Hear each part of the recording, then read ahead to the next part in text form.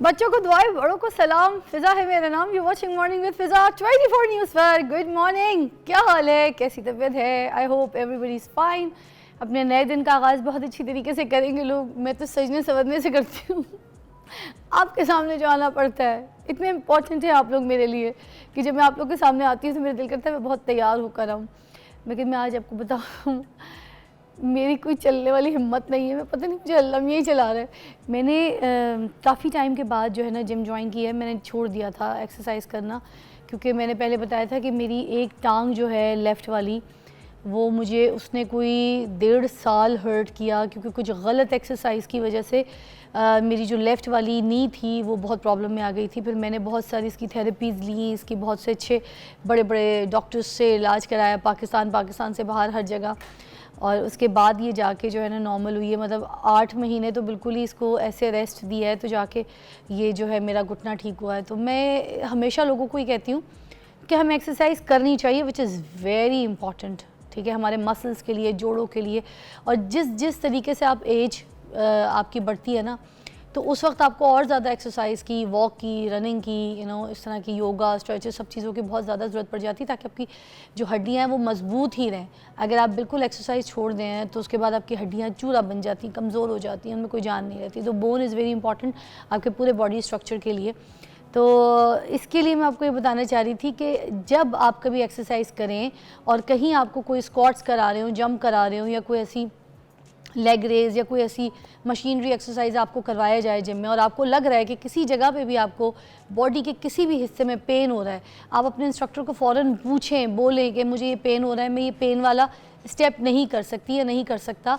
तब आपकी जो है ना बचत है। अदरवाइज़ अगर आपको लगेगा कि नहीं सब कर रहे हैं तो मुझे भी करवाया जा रहा है, मैं करूँ तो मैं तो तीर मार लूँगी तो या मार लूँगा, तो वो आपने नहीं करना। ठीक है, तो इस वजह से आज मैंने सोचा कि क्यों ना हम इसी दर्द के ऊपर शो करें। हम ऐसा करें कि जो जोड़ों का दर्द है, जो आम लोगों को बिना एक्सरसाइज के, बिना चीज़ों के, और घर पे बैठ के बहुत से लोग चीख रहे होते हैं ना, हमारी अम्मी, दादी, अब्बू, बड़े भाई, कि भाई जोड़ों का दर्द है, जोड़ों का दर्द है। बड़े डॉक्टरों को भी दिखाते हैं, आराम नहीं आता, बड़े हकीमों को भी दिखाते हैं, आराम। आज हमने एक ऐसे हकीम बुलाए हमारे शो पे जो बड़े मशहूर हैं जोड़ों के दर्द के लिए। इनके हाथ में बड़ी शिफा है, अच्छे इंसान है, और हमने ख़ास तौर पे इनकी रिसर्च निकाल के आप लोगों की रहनुमाई के लिए इनको यहाँ पे दावत दी है। तो हमारे पास हैं हकीम इसहाक साहब, और हम इनसे बात करेंगे जोड़ों के दर्द के ऊपर। कॉल्स भी शामिल करेंगे, जिसको प्रॉब्लम है आप हमें कॉल कीजिए, हम आपकी डायरेक्ट हकीम साहब से बात कराते हैं, आपका इलाज भी आप यहाँ पे मुफ्त करवाते हैं। अस्सलाम वालेकुम इसहाक साहब, क्या हाल है जी? वालेकुम अस्सलाम। कैसी तबीयत है आपकी? अल्हम्दुलिल्लाह, बहुत शुक्रिया आपकी तशरीफ आवरी का। सबसे पहले तो मुझे इसहाक साहब ये बताइएगा कि जोड़ों का दर्द होता क्या है, क्यों होता है, इसकी वजूहात क्या क्या है? फर्स्ट ऑफ ऑल तो हमें ये देखना है कि जोड़ होते क्या हैं। बेसिकली जहाँ पे दो बोन्स आपस से मिलती हैं हम उसे जोड़ कहते हैं। आप मुझसे आंखें भी मिला के बात कर सकते हैं। जी, हम जब कैमरे में बाद में बात करेंगे, आप मुझे देखिए ताकि मैं आपसे समझ तो लूं। मुझे लग रहा है वहाँ पे भी कोई बैठा हुआ है जिसको आप देख रहे हैं जी। तो फर्स्ट ऑफ हम देखते हैं कि जोड़ है क्या। जहाँ हमारी दो बोन्स आपस से मिलती हैं, दैट इज अ जॉइंट। अच्छा, जोड़ हम कहते हैं। ठीक है। और जोड़ वो सिर्फ हड्डियाँ नहीं है, उसमें लिगामेंट्स भी होते हैं, उसके अंदर मसल्स भी होते हैं, उसके अंदर एक ग्रीसनुमा मादा भी है जिसे सेनोवियल फ्लूइड कहते हैं। अच्छा। और उसके एक मेम्ब्रेन भी होती है जिसे सेनोवियल मेम्ब्रेन कहा जाता है। अच्छा। अब हम देखते हैं कि इस जोड़ के अंदर जो प्रॉब्लम्स आती है, फर्स्ट ऑफ ऑल जो क्या वो जोड़ सख्त हो जाते हैं, फ्लेक्सिबल नहीं रहते, उनमें स्वेलिंग आना शुरू हो जाती है, और जोड़ का फंक्शन क्या आता है, मूवमेंट करना, चलाना। और अगर हमारी चाल के अंदर दिक्कत हो रही है, चलने में तकलीफ हो रही है, दैट इज द जोड़ों का दर्द, और इसे हम कहते हैं आर्थराइटिस। तो ये हो क्यों जाता है? मैं इसकी तरफ मैं आप इसी तरफ आता हूँ। तो बेसिकली ये जोड़ों का दर्द है, आप इसको हम कैटेगराइज कर लें, इसको हम कहें कि इसके टाइप्स को देखेंगे तो इसकी 3 टाइप्स होती हैं। एक तो है जी वजह मफासल, यानी बड़े जोड़ों का दर्द, जिसे हम कहते हैं ऑस्टियोआर्थराइटिस। सेकंड ये है कि गंठिया, जिससे हमारी तिब में कहा जाता है रिमेटॉइड आर्थराइटिस। और तीसरा हमारी तिब में नक्रस, छोटे जोड़ों का दर्द, जिसे हम गॉटी आर्थराइटिस कहते हैं। बेसिकली ये हर को होता है, मेल को, फीमेल को, बच्चों को, हर सबको होगा। बट ये जो ऑस्टियोआर्थराइटिस का मसला है, जो वजह मफासल है, जो बड़े जोड़ों का दर्द है, जैसे हमारे नीज़ हो जाते हैं, जैसे हमारा शोल्डर जो है वो मूव, बॉल एंड सॉकेट जो जॉइंट है वो मूव कर रहा होता है, इस तरह के बाकी और जो बड़े जॉइंट हैं जब उनके अंदर पेन आती है, इसे हम वजह मफासल कहते हैं। नॉर्मली ये मेल और फीमेल दोनों को होगा, बट फीमेल के अंदर ये ज़्यादा होता है, और स्पेशली वो फीमेल जो थोड़ी एजड होती हैं और वो फीमेल जिनका वेट उनकी हाइट से थोड़ा सा ज़्यादा होता है, उनको ये होता है। अच्छा, और इसकी अलामात क्या क्या हैं? जब किसी को जोड़ों का दर्द शुरू है तो क्या अलामात हैं जिस साइंस से उनको पता चल सके? सिम्टम्स आपके पास कम से कम 5 सिम्टम आपके साथ आएंगे। काइंड ऑफ जैसे मैंने बताया कि पहला क्या होगा, इसके अंदर स्वेलिंग हो गई, सेकंड इसमें सुर्खी आएगी, तीसरा इसके अंदर अकड़ापन आ जाएगा, थर्ड इसके अंदर हीट आना शुरू हो जाएगी, फोर्थ इसके अंदर पेन होना शुरू हो जाएगी, और कुछ लोगों में तो ये होता है कि ये इतना बढ़ जाता है कि उन्हें टेम्परेचर होना शुरू हो जाता है, उन्हें बुखार होना शुरू हो जाता है, और कुछ लोगों में ये होता है कि उन्हें चलना फिरना मुश्किल हो जाता है, और फिर आगे चल के ये एडवांस स्टेज में होता है कि इसके अंदर गांठें बनना शुरू हो जाती हैं, ये जॉइंट्स आपके डीफॉर्म होना शुरू हो जाते हैं, टेढ़े होना शुरू हो जाते हैं। ये इसकी बेसिकली सिम्टम्स होते हैं ये और इसके अलावा और भी बहुत सारे हैं, बट द कॉमन सिम्टम्स आपको यही मिलते हैं। सर क्या ये सर्द मौसम जो है ये जोड़ों के दर्द को बढ़ाता है? नो डाउट कि ये जितनी भी बीमारी है जोड़ों का दर्द की, अगर हम अपने तिब के हिसाब से थोड़ा सा इसको मैं थोड़ा सा आपको इंट्रोड्यूस करवाना चाहूँ कि तिब क्या है, वो क्या कहती है जोड़ों के दर्द के बारे में, और तिब कहती किससे, बीमारी किसको कहती है। हमारी तिब की बेस जो वो म्याज़म्स के ऊपर है, अखलात के ऊपर है, सौदा, सफरा और बलगम। अब इनमें से कोई एक खिलत भी बढ़ जाएगी तो उससे प्रॉब्लम्स आएगी, बट ये जोड़ों का दर्द जो है बेसिकली ये खिलते सौदा की जाति से बढ़ता है। और खिलते सौदा क्या है, सर्दी खुश्की बढ़ जाना जिस्म के अंदर। अच्छा, जब सर्दी और खुश्की बढ़ जाएगी तो फिर ये है आपके जोड़ों में दर्द होगा।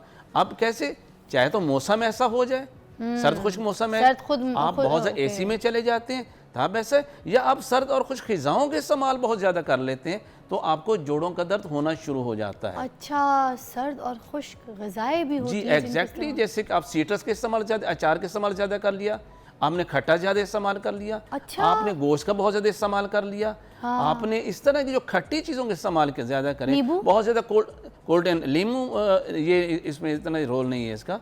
अच्छा, आप अचार इसमें वगैरह, गोश्त का स्पेशली रेड मीट के इस्तेमाल ज़्यादा कर लेते हैं, आलू बुखारा वगैरह, जी ज़्यादा जिनको जोड़ों का दर्द है, और अगर वो खट्टी चीज़ों का इस्तेमाल करेंगे तो उससे बिल्कुल इनका दर्द बहुत ज़्यादा बढ़ जाएगा। ओके, ये तो बड़ी, देखें हकीम साहब को बुलाने का जो हमारा मकसद था, काफ़ी चीज़ें जो हमें मेन पॉइंट्स हैं वो तो उन्होंने हमें बताया, और हम वाकई अपने खानों में, मेरे तो हर चीज़ में अचार ज़रूर डाल के खाती हूँ, बड़ा मज़े का लगता है।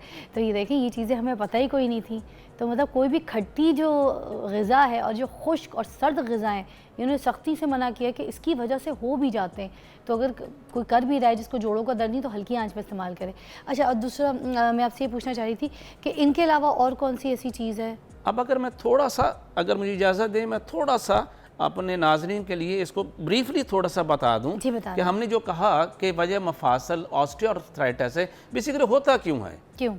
नॉर्मली तो हमने कहा ये ओल्ड एज प्रॉब्लम है, लेकिन आज हम देख रहे हैं ये बच्चों का भी हो रहा है, हाँ, ये यंग चैप को भी हो रहा है, हाँ, तो उसकी वजह एक तो मैंने बात, ओल्ड एज के अंदर क्या होता है, या चोट लग जाए, आपके जॉइंट पे चोट लग जाए, तो मैंने कहा था जॉइंट के अंदर क्या चीज़ थी, उसके अंदर कार्टिलेज होते हैं, नरम सी सफ़ेद सी हड्डी होती है, अगर वो जो डैमेज हो जाती है तो उससे प्रॉब्लम्स आना स्टार्ट हो जाएगी। अच्छा, अगर इसके बाद ओल्ड एज के अंदर या हमारी डाइट ऐसी हो जिसके अंदर कुछ मिनरल्स और कुछ विटामिन की डेफिशिएंसी हो जाए, सपोज विटामिन डी की डेफिशिएंसी हो गई, तो अब हम अच्छी डाइट ले भी रहे हैं, बट जो बोन के जो मेन उसका इंग्रेडिएंट्स है दैट इज अ कैल्शियम, हाँ, अब वो एब्जॉर्ब भी नहीं हो पा रहा, यानी विटामिन की डेफिशिएंट हुआ प्लस आपके साथ आपका मिनरल भी डेफिशिएंट हो गया, तो फिर क्या होगा कि आपका ये जो कार्टिलेज है वो डैमेज होना शुरू हो जाएगी, एज ए रिज़ल्ट आपका हड्डियाँ कमज़ोर होना शुरू हो जाएंगी, और उसके साथ उसके अंदर स्पोर्स बनना शुरू हो जाएंगे, और उसके अंदर बुरबुरी हड्डियाँ होना शुरू हो जाएंगी।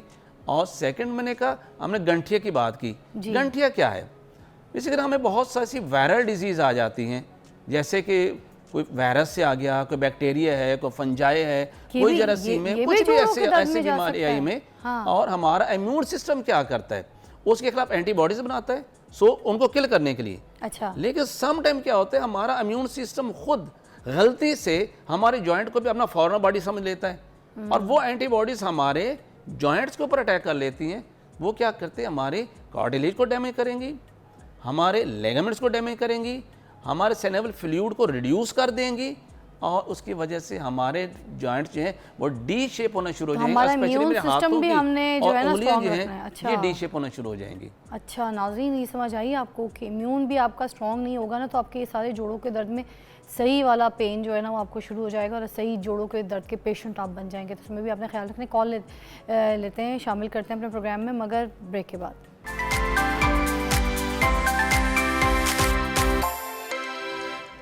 Welcome back, you watching morning with Fiza. और अब स्मोक का मौसम जो है वो शुरू हो गया है, क्योंकि सर्दियां सर पे हैं। किसी भी वक्त एकदम से रज़ाइयाँ जो है वो निकल जाएंगी और हम जो है सर्दियों को एंजॉय करना शुरू कर देंगे। गर्म स्वेटर्स, गर्म कपड़े, गर्म मोज़े, टोपियाँ, ऐसे हम अपने आप को कवर करेंगे। मगर ये सर्दी कवर हो सकती है, इससे स्मोक कवर नहीं होती है। और स्मोक को किस तरीके से हम अपनी जो है ज़िंदगी से दूर रख सकते हैं, जिससे हम बीमार ना हो, जिससे हमें गला ख़राब ना हो, जिससे हमें सांस का प्रॉब्लम, जिससे हमारी जो है ना सिचुएशन ठीक रहे और हम अपने काम पे भी जाएं तो एंजॉय करें। तो ये स्मोक क्या होती है, कैसे होती है, इससे बचा कैसे जा सकता है और ये क्या क्या नुकसान आपकी ज़िंदगी में, आपकी सेहत में लेकर आ सकती है। तो इसके ऊपर बात करने के लिए जिस पर्सनैलिटी को हमने बुलाया है, is a very famous doctor, professor, हमारे पास आते रहते हैं। और प्रोफेसर डॉक्टर इरफान मलिक साहब है, पल्मोनोलॉजिस्ट है।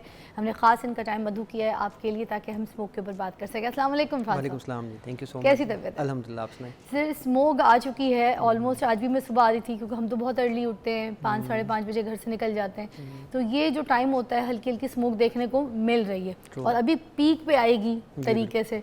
तो मुझे ज़रा बताइए कि ये स्मोक होती क्या है, ये किस तरह बनती है, सही, और इससे बचा कैसे जा सकता है? स्मोक जी अल्हम्दुलिल्लाह हमारा गिफ्ट है, ये अल्लाह ताला की बनाया हुआ वेदर नहीं है। तो अब हम 5 वेदर हमारे हो गए हैं, सर्दी, गर्मी, बाहर, ख़ज़ां और स्मोक। और इसको पिछले 11-12 साल से तो हम रेगुलर अब देखना शुरू हो गए हैं। लकीली इस साल थोड़ा सा लेट स्टार्ट है और अल्हम्दुलिल्लाह क्वांटिटी अभी कम है, but this is the right time जब आपने बात करना शुरू की है, क्योंकि हम एक्सपेक्ट ये कर रहे हैं कि आगे आने वाला जो वेदर है वो उसमें ठंड भी होगी और उसके अलावा एक्सपेक्टेड रेन भी कम है, बारिशें भी कम होंगी। तो जब बारिशें कम होती हैं और हवा में थोड़ी नमी और सर्दी आ जाती है, तो जो हमारा नॉर्मल पोल्यूशन का जो इंग्रेडिएंट है ये ट्रैप हो जाता है इनसाइड द एयर, और ये फिर एक ऐसा एटमॉस्फेयर क्रिएट कर देता है जो कि हमारे लंग्स, हम सिर्फ लंग्स की मैं देख रहा था बात करें, नॉट ओनली लंग्स, ये आपके तकरीबन हर ऑर्गन को टू सम एक्सटेंट इन्वॉल्व कर देता है। अच्छा। तो स्मोक बेसिकली स्मोक और फोक का मिक्सचर है, तो ये कॉम्बिनेशन ऑफ 2 थिंग्स हैं। अच्छा। और हैरानकुन बात यह है कि जितने बड़े शहर हैं, मैं तो स्पेसिफिकली अगर लाहौर की सिर्फ बात करूं, तो लाहौर की जो स्मोक में 80% तक जो कंट्रीब्यूशन है वो हमारी ऑटोमोबाइल्स का है। ये जो गाड़ियां हैं, जो व्हीकल्स हैं, इनकी कंट्रीब्यूशन है। रेस्ट ऑफ द जो एरियाज़ हैं उसमें और भी फैक्टर आ जाते हैं, जैसे ये भट्टों का चलना आ जाता है, इसके अलावा जो क्रॉप जो फसलें जलाने का जो सीज़न होता है, ये इसको बढ़ा देते हैं। लेकिन हमारे बड़े शहर जो लाहौर है, और अगर हम कराची की बात करें, तो उसमें ऑटोमोबाइल जो इंडस्ट्रीज़ हैं, ये जो व्हीकल्स हैं, ये जो गाड़ियाँ हैं, इनकी कंट्रीब्यूशन बहुत ज़्यादा है इसमें। अच्छा, तो ये जो इंसानी सेहत है इसके ऊपर क्या असरात मरतब होते हैं स्मोक के? देखिए, इसका स्टार्ट अगर हम लें तो जो एरिया एक्सपोज है, आइज़ में भी अगर हम देखें तो उसमें आपको रेडनेस से फील होना शुरू हो जाती है, उसमें से वाटरी आइज़ होना शुरू हो जाती हैं, स्किन इची होना शुरू हो जाती है, नोज़ में आपको हर वक्त स्टिफनेस ही होना शुरू हो जाती है, स्किन में भी प्रॉब्लम होता है। ठीक है, हाँ जी। नोज़ से अगर हम अंदर जाएं तो ये वो सारी अलामत कर देता है जो किसी दमे के मरीज़ की अलामत होती है, यानी खांसी का आना, सांस में सीटियों की आवाज़ का आना, सांस का फूलना, ये सारी अलामत इससे हो जाती हैं। अच्छा, एक और मैं आपको इंटरेस्टिंग फैक्ट बताऊं कि जो प्रेग्नेंट फीमेल हैं, जो इसमें इनहेल करती हैं, उनके बच्चे भी लो बर्थ हो सकते हैं। ये ischaemic cardiac event, heart attack का बायस भी बनती है। तो ये सिर्फ एक मतलब जो मैं आज मौजूद देख रहा था कि सिर्फ लंग्स, तो लंग्स एक कंपोनेंट है, वो डायरेक्ट हिट होते हैं बिकॉज एक आम अडल्ट एक दिन में 2000 गैलन हवा अंदर लेके जाता है। अच्छा। तो वो हवा जब पोल्यूटेड लेके जाएगा तो वो लंग को डैमेज करती है। तो ये फेफड़ों को काफ़ी मुतासर करता है। जी बिल्कुल बिल्कुल बिल्कुल। देखिए, हम लोग सारे एक चीज़ पे बड़ा फोकस कर रहे होते हैं, मैं मीडिया को भी देख रहा हूँ कि हम कहते हैं कि जी एयर क्वालिटी इंडेक्स इतना हो गया है। Air quality index is one of the जो फैक्टर है, उसके अंदर अगर गौर से देखें तो एक वर्ड लिखा होता है पर्टिकुलर मैटर 2.5। वो पर्टिकुलर मैटर का मतलब है वो स्मॉलर साइज़ के पार्टिकल जिनका साइज़ 2.5 माइक्रोन से कम है, वो आपके लंग्स के अंदर डीप चले जाते हैं, जो हवा की थैली हैं, जो हम सबको पता है, वहाँ पे जाके उसको वो डैमेज करते हैं। और वो जो ये डैमेज है पहले तो रिपेयर हो जाता है, लेकिन बार बार डैमेज होने की वजह से आपके जो लंग्स हैं वो वीक हो जाते हैं और वो क्लासिकल दमे के फीचर होना पड़ता है। सर ये जो हम एक्सरसाइज वगैरह करते हैं, योगा करते हैं, बाहर निकल के फ्रेश एयर में, स्मोक भी होती है और हम लंबे लंबे सांस ले रहे होते हैं, तो उसका मतलब हमें ये लंबे लंबे सांस नहीं लेने चाहिए, it's not healthy for us. आप एक तरफ से रिस्क फैक्टर है, उसमें आप अपने आप को मतलब एक्सरसाइज करें, बिल्कुल करें, घर के अंदर करें। आप बाहर देखिए, अगर आपने बाहर जाना है तो आप बाहर मास्क पहन के जाएं। अच्छा। और फिर आपके पास अब मोबाइल अवेलेबल है, इस मोबाइल पे आप एयर क्वालिटी इंडेक्स को ज़रूर देखते जाएं कि इस वक्त अगर मैं बाहर जा रहा हूं तो एयर क्वालिटी इंडेक्स क्या है। और एयर क्वालिटी इंडेक्स क्या होना चाहिए? एयर क्वालिटी इंडेक्स तो हमारा 50 से बिलो होना चाहिए, जो अल्हम्दुलिल्लाह कभी नहीं हुआ। ये मैं आपको सीधी बात बताऊं कि थ्रू आउट द ईयर जो है हमारा एयर क्वालिटी इंडेक्स है वो हमारा 100 से ऊपर रहता है। अच्छा देखिए, जैसे आप लोगों ने फिर भी, मैं समझता हूँ कि पहला, क्योंकि अभी मुझे पहली दफ़ा इधर बुला रहे हैं, अब मुझे पता बुलाना शुरू हो जाएंगे हर जगह पे, स्मोक आ गई। हम लोग स्टार्ट इस वक्त करते हैं जब स्मोक इतनी ज़्यादा हो जाती है कि ये विजिबल हो जाती है, तो इसकी अवेयरनेस पहले अभी is the right time, this is the right time. But don't forget कि ये invisible killer through out the year present है, ये ना भूलें। मतलब आप लोग ये समझते हैं, जो मैंने अक्सर अंदाज़ा लगाया कि जी अब आ गई हैं, मतलब बारिशें शुरू हो गई हैं तो स्मोक ठीक है। इतनी हैवी रेन के बावजूद लाहौर का पूरा डाटा उठा के देखें, किसी दिन भी एयर क्वालिटी इंडेक्स 50 से नीचे नहीं था। हाँ 100 से नीचे रहा, बट 50 से नीचे नहीं आया। 50 से नीचे जो है वो रीज़नेबल है, अगर 100 तक है वो एक्सेप्टेबल है। 150 का से ऊपर का मतलब है कि आपका जो भी सेंसिटिव शख्स है उसमें अस्थमा की अलामत हो सकती है, और इस वक्त भी अगर लाहौर का देखें तो 173 है। अच्छा, तो ये स्मोक के दौरान सांस की जो बीमारियां हैं वो ज़्यादा आम हो जाती हैं आप कह रहे हैं, और उनमें कौन कौन सी ऐसी बीमारियां हैं जो सांस की हमें लग जाती हैं और हमें बहुत प्रॉब्लम इशू करती हैं? देखिए, स्मोक में जो रेस्पिरेटरी डिजीज़ हैं, सबसे कॉमन तो हमारा दमा है जिसको हम अस्थमा फ़ार्म में कहते हैं, और फिर एक है COPD, वो दमा जो स्मोकर्स में होता है। ये सबसे common respiratory point of view से आधा पाकिस्तान चेन स्मोकर। यस, सो ये दोनों ही कॉमन है। और आपको मैं एक और बात बताऊँ कि जो COPD है, स्मोकर्स अस्थमा, ये 3rd leading cause of death है वर्ल्ड वाइड। इतना ख़तरनाक है ये। तो ये दोनों चीज़ों का ट्रिगर इन्वायरमेंट है। अच्छा। तो इन्वायरमेंट डेफिनेटिव इनको बढ़ा देता है। सो ऐसे लोग जिनमें ये सांस का प्रॉब्लम है उनको तो बिल्कुल एहतियात करनी है, लेकिन मेरे मुताबिक हर शख्स को एहतियात करनी, क्योंकि जो शख्स भी इसमें बार बार जाएगा उसका लंग जितना मर्जी हेल्दी हो उसमें डैमेज होने की टेंडेंसी है। और एक दफ़ा डैमेज होगा रिपेयर होगा, दूसरी दफ़ा डैमेज होगा रिपेयर होगा, चौथी पांचवी दफ़ा उसके रिपेयर मैकेनिज़्म भी एग्जॉस्ट हो जाते हैं। तभी एक नई टर्मिनोलॉजी अब हम लेटेस्ट लिटरेचर में देख रहे हैं। जैसे मैंने आपको बताया COPD स्मोकर्स में होती है, इसी तरह COPD-P के नाम से एक न्यू टर्मिनोलॉजी लॉन्च कर दी गई है कि COPD उन शख्स में जो कि पोल्यूशन से एक्सपोज होते हैं। तो आप देख लें कि पहले सिर्फ स्मोकिंग एक ऐसी डिजीज़ काज करती थी जो 3rd leading cause of death है, उसके इक्वलेंस पोल्यूशन भी आ चुकी है। So you have to avoid, अगर आप बाहर जा रहे हैं तो आपको मास्क पहनना है और जाएं उस वक्त जब रिक्वायर्ड है, otherwise try to avoid to go outside. Sir एक और सवाल, ये जो स्मोक से मुतासर अफराद होते हैं और एकदम से जब उनको अटैक पड़ता है ना, सांस लेने में दुश्वारी होती है, तो मैं चाहूँगी कि वो प्रिकॉशंस बता दीजिए कि उस वक्त फर्स्ट एड क्या करें वो लोग? देखिए, प्रिवेंशन सबसे पहली प्रिकॉशन तो ये है कि आपने उस वक्त ही जाना है जब ज़रूरत है, ठीक है? बत्तियाँ देखने नहीं जाना, बत्तियाँ देखने नहीं जाना। अच्छा, दूसरा ये गाड़ी में शीशे खोल के ऊपर के विंड स्क्रीन खोल के बच्चों को ऊपर बिठा देते हैं, that's not the suitable thing for the kids. Not at all. बच्चों के लिए तो बिल्कुल ही खतरनाक है। देखें, वो ग्रोइंग लंग होता है, उसका साइज़ कितना है, उसमें आप कितने ऐसे मटेरियल लेके जा रहे हैं जो कि टॉक्सिक हैं। तो वो तो आप देखें कि अब रिसेंट पास्ट में मेरे जो एक्सपीरियंस रहा है, हमारे लाहौर में रेस्पिरेटरी डिजीज़ बहुत बढ़ गई हैं। मतलब मैं तो एटलीस्ट मैं अपने प्राइवेट सेटअप में या जहाँ मैं बैठ रहा होता हूँ, मुझे कोई दिन ऐसा नहीं मिला कि मरीज़ कम हो। ये बेहतर। मैं चाहूँगी आप अपनी ज़बान में ज़रा कह दें। मैं फिर बड़ा गुस्सा करती हूँ क्योंकि बच्चों के मामले में कॉम्प्रोमाइज़ नहीं। आज मैं बच्ची को छोड़ने जाई थी स्कूल, तो रास्ते में कुछ बच्चे जो हैं वो ड्राइवर्स के साथ जाते हैं, तो ये 9-10 साल के बच्चे तो ऐसे बाहर निकले हुए थे अपने गाड़ी से, छत से बाहर निकले हुए थे, और वो ड्राइवर गाड़ी चला रहे हैं। आपको पता है स्मोक होती है सुबह सुबह के टाइम पे, आप कैसे बदल जाएगी? आप बिल्कुल ठीक है, बदलते ही जब आप उस पर बात करते हैं, हम बात कर रहे हैं ना, तो लोग इसको सुनते हैं, लोग इसको एक्सेप्ट करते हैं और मॉडिफाई करते हैं लोगों का। आपने मीडिया ही ने तो कोविड में लोगों को मास्क पहना दिया कि नहीं, है ना, फैशन। तो उस पे बार बार बात करेंगे तो लोग इसको एक्सेप्ट कर लेंगे। अच्छा, दूसरा तो बच्चों को क्या असरात हो सकता है इस तरह से? क्योंकि बच्चे तो बहुत ही छोटे होते हैं। बच्चों में दमा नहीं तो उनको दमा भी हो सकता है। अच्छा, ठीक है, उनमें बार बार देखिए, जितना वो स्मोक से एक्सपोज करेंगे बच्चों को, बच्चों में टेंडेंसी वायरल इन्फेक्शन की बढ़ जाएगी, और जब रिपीटेड वायरल इन्फेक्शन मतलब जो बाइक पे भी स्कूल पे छोड़ने जा रहे हैं कोई पेरेंट्स ऐसे जो, तो वो फिर बच्चों को मास्क पहना के फिर भेजें। अच्छा, तो मास्क तो आपका अब एक बेसिक इंग्रेडिएंट हो गया आपके कंपनी। सर वो जो आम मास्क होता है वो पहन सकते हैं, वो जो ग्रीन और वाइट कलर के, ब्लैक कलर के आम से मिलते हैं? देखिए, क्या वो चलेगा? ठीक है, बट लेकिन अब मेरे ख्याल में जो हमने कोविड में N95 मास्क लोगों को पढ़ा दिया था, that is the best thing.